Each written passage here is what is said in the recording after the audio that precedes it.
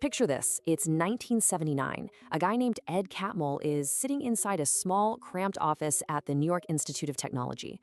He's surrounded by these blinking, heavy computer monitors and hand-drawn wireframe models. And Catmull, well, he had a vision that literally no one else believed was possible. He wanted to create a feature-length film made entirely by a computer.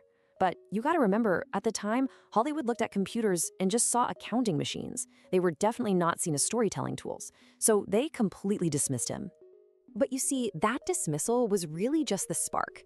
It kicked off this wild 27-year underdog story. We're talking about a tiny group of misfits who defied every single odd out there to totally revolutionize modern cinema. Going from rigid lines of code to an absolute animation empire, it's a story of relentless perseverance, staggering financial risk, and just sheer creative genius. Now, Catmull didn't just have some pipe dream. The guy had serious technical chops. I mean, he actually invented texture mapping and the Z-buffer algorithm, basically the very backbone of modern 3D rendering. And because of this undeniable genius, George Lucas, fresh off Star Wars, came knocking. So Catmull puts together this tiny team at Lucasfilm's Skywalker Ranch. And get this, one of the guys he brings on is a young animator named John Lasseter. Lasseter had actually just been fired from Disney. Why? Because he was pushing way too hard for computer animation. But pretty soon, Lucas was bleeding money from a rough divorce and had to sell the division. Enter a recently ousted Apple executive who was looking for his next big act in 1986. Yup, Steve Jobs. Jobs bought the struggling computer division for $5 million and decided to name it Pixar. $50 million. Let that sink in, because that was the scale of the disaster that immediately followed. For the next 5 years, honestly, Pixar was just a total failure.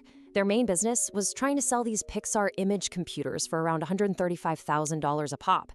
It was a complete disaster. They barely sold 100 machines. Wave after wave of mass layoffs hit the company. But Jobs, he was stubborn. He kept pouring millions of his own personal money into it, eventually hitting that massive $50 million mark, literally just to keep the lights on and keep the dream breathing. But right in the middle of all that darkness, there was this one tiny glittering spark.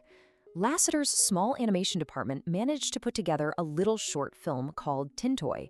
And in 1988, guess what? It actually won an Oscar. That little golden statue proved once and for all the creative potential of their machines. And the irony here is just incredible.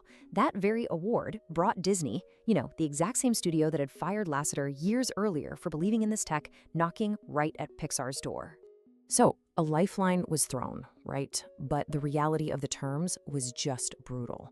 In 1991, Disney agreed to help them make the first ever computer-animated feature film. But Disney held literally all the cards. Sure, they financed and distributed it, but they owned all the characters, they controlled all the sequels, and they took the vast majority of the profits. It was a punishing, completely lopsided contract. But for Pixar, staring down the barrel of bankruptcy, it was the only path forward. So, production on Toy Story finally began. But of course, disaster struck again. About halfway through production, Disney's film division head, Jeffrey Katzenberg, had kind of forced the story into this dark, edgy direction. Woody, our beloved cowboy, had basically become a sarcastic, unlikable bully. It was so bad, so completely unwatchable, that Disney actually shut down production entirely. The ticking clock started right then and there. Pixar was given just 14 frantic days to fix the story, or they'd lose everything. Lasseter and his team worked feverishly. They threw out that dark version and completely rewrote Woody into the flawed but sympathetic hero we all know and love today. They repitched it, and thankfully, Disney gave them one last chance. Now, what followed was an absolutely excruciating technical grind. 800,000. That is the sheer number of machine hours of rendering time this movie required. Think about that. A tiny team of just 110 people worked around the clock for the next 18 months. They were doing something that had literally never been done before in human history. The labor behind this magic was just unprecedented. They literally had to invent new software on the fly, which they called RenderMan, just to simulate realistic lighting and textures. Their render farm, which was this massive bank of computers, had to run 24 hours a day without stopping. And because the 3D geometry was so incredibly heavy, computing a single solitary frame of the film took anywhere from 2 to 15 hours. It was just a monumental feat of human endurance and technical innovation. And then finally, November 22nd, 1995 arrives. The payoff. Toy Story premiered, and the world was absolutely stunned. I mean, audiences fell in love. Critics raved, and the film completely shattered expectations. It raked in a massive $373 million worldwide. The Impossible Dream, the one everybody dismissed, it had just become the highest-grossing film of the year. But hey, the triumph didn't stop at the box office. Exactly 1 week later, Steve Jobs took Pixar public in what became the biggest IPO of 1995.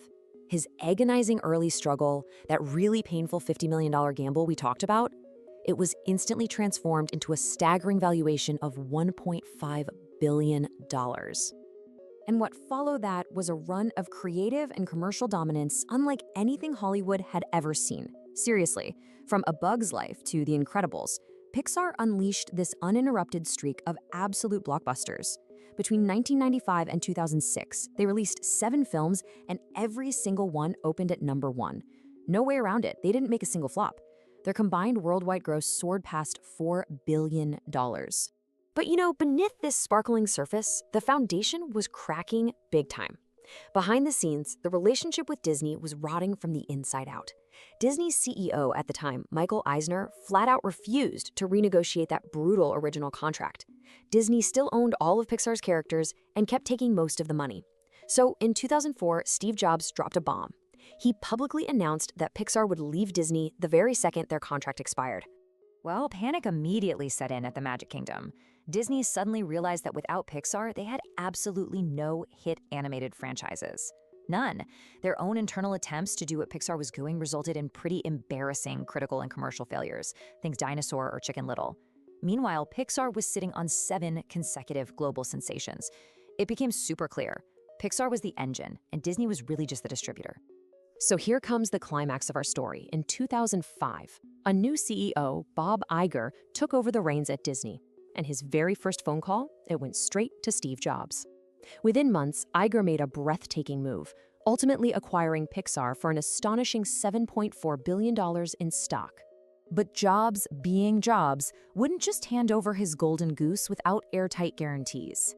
Through this deal, he instantly became Disney's largest individual shareholder. He also demanded that Pixar's unique, fiercely creative culture had to be strictly protected by law. And in what has to be the ultimate underdog victory, Ed Catmull and John Lasseter, the very men dismissed and fired by Disney decades earlier, were now put in absolute charge of all of Walt Disney Animation Studios.